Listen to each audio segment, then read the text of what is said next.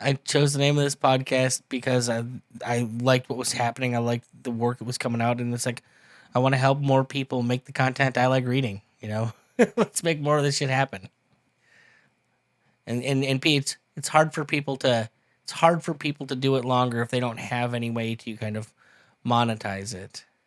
Oh, for sure. And what also because my problem too is that no matter how much I look at the calendar and it says 2023 month of June, I'm the oldest 21-year-old probably on the face of the earth. There are probably a very few scant older than me. Because I look back to history, I've seen the richness, the vibrancy of the way pulp mags used to be. Like even in the 50s when it was a racket of, Manhunt and then everyone knocking off Manhunt, or Astounding Stories, everyone knocking off Astounding Stories.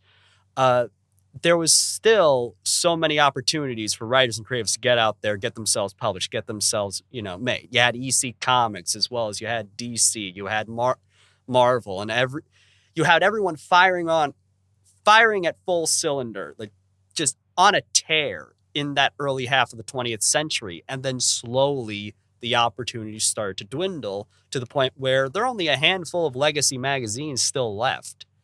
And the independent market is not in a position right now to be sustainable to people who want to really pursue writing in that, idiom, pursue the short story, and not constantly have to write the best-selling novel or, come out with the Tolstoy epic. And so I'm glad I'm not only glad, I'm proud to be a part of Anvil, and I'm proud that we've given this opportunity for both those who have been at it for years and those who are finally starting to come out of their shell and really make a name for themselves. I'm glad to have a magazine that gives them just one more opportunity to get out there, get their name read. That's the best damn pitch I can give you for Anvil. Um, so moving along a little bit here, we've talked about kind of where you come from. We've talked about what you're doing in the case of 365. Let's talk specifically about the marketing stuff. So, as I said, the one more interesting things about you is that you're kind of doing this full package, like the audio, the video, the storytelling, and everything's kind of now. I will be the first to say it kind of comes off a little disjointed sometimes. It's like I'm never entirely sure what I'm clicking on, what it's going to be, because it is so many things all the time. But it's also, certainly from a content standpoint, it does keep me guessing, which means it's always sort of interesting. Like, what's it going to be this time? Like, what is he showing off? What's the thing here? Is this some song that he did with somebody where he or is this going to be just a short story with a bunch of wolves? I just never quite know exactly what it's going to be. Um, is that all conscious that you've chosen to do that, or what is the marketing? What is when you're thinking about marketing? What does that mean to you for you and your work? Marketing for me is, above all else, having a distinctive brand identity.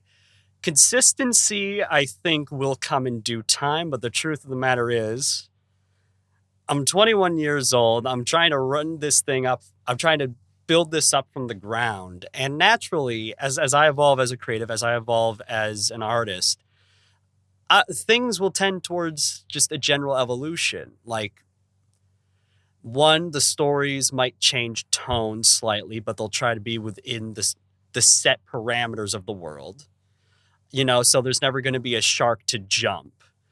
But, all the multimedia stuff really is kind of building up, maybe not because illusion makes it sound like a house of cards, which it really isn't. But the multimedia angle. Well, it's it building up the aesthetic, like helps you understand it, feel it better. Absolutely. And also, it's just kind of in a strange way, it's almost kind of a running way of making assets. Where every project you can reincorporate into like a pitch reel.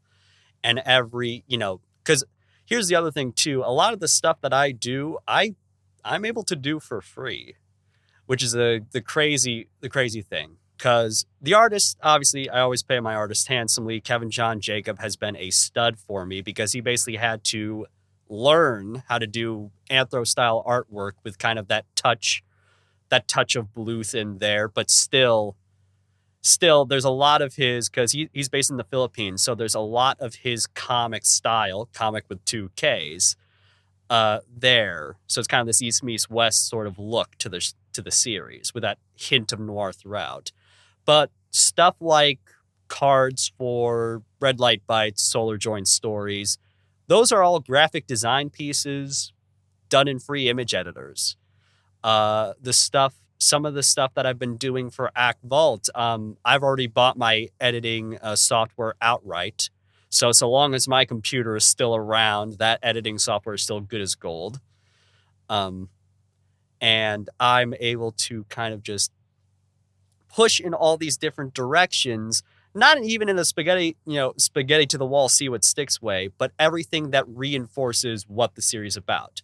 Doing Wolves of Steel with JVP of Ruthless fame, that was a rich and rewarding project because not only does it really cement the metal side of 365 imagery, it also gave me a chance just to flex my muscles as a composer because I wrote the B side, and also I was there arranging and I was there mixing and producing based off of this beautiful, beautiful core composition John came up with. And so there's that element. There's kind of a sonic element. There's Alan Firedale, which takes the series in a bit of a meta direction, I'll fully admit, but there is something kind of fun about having this halfway demented, you can't tell if it's always supposed to be for the whole family, but it's kind of getting there kind of production where you get to almost cut loose in a way and tell these stories that are probably at the furthest edge towards fantasy without being outright, fantasy. Because there's so many of these outlandish and crazy concepts being put on display. But you also hear audiobooks and stuff like that as seeds sown by doing that series.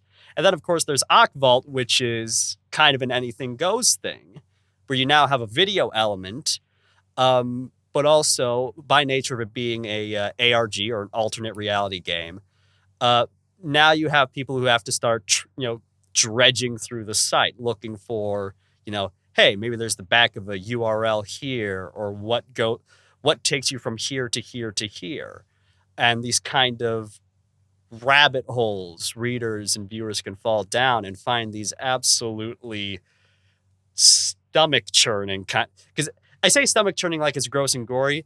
There's stuff that I do in Vault that psychologically kind of puts me a little on edge because it really is the closest we've done to a horror project. Like there's a video, whoever finds it, have fun sleeping after watching that. That I was up late working on, and now I feel challenged. Well, that's the fun too, is that you have all of these different vectors to tell stories. Because that also, at the end of the day, a lot of this is just about telling stories too. A lot of this, the interactivity, the many different vectors through which these stories are told, the core is to get these stories told. And some people are more receptive to audio versus straight prose. Some people are more receptive to comics than, piecing together a puzzle like Vault. But overall, marketing to me is, as you said, really reinforcing the aesthetic vision of 365, but also being able to give more. It's the old Yngwie Malmsteen quote, how can less be more? That's impossible. More is more. And so long as it's of a respectable quality and can be pumped out both consistently, but with enough of a frequency to keep people's attention, that's kind of what I do with 365. And it kind of gives me a chance to breathe on all my other projects. So I get a chance to really sit down and focus more on the prose that I'd say want to send out to magazines, or the time I want to spend working on a documentary, like for something like Quality Candor, or just writing music to write music. because there's the old term, excuse me, there's the old term, I believe it's absolute music in the context of classical music versus programmatic music. Programmatic music meaning, evoking imagery, telling a story, whereas absolute music is just music expressed in and of itself. It contains all the components therein. It's a rewarding experience, but is not necessarily built around an essential image or a central idea, like, say, a tone poem.